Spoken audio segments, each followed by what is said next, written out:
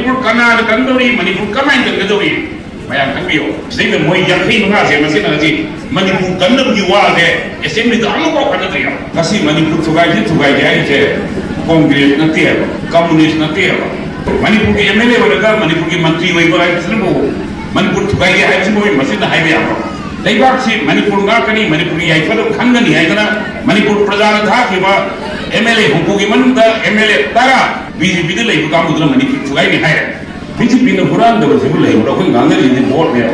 Board to the BJP no Quran, there was a labor.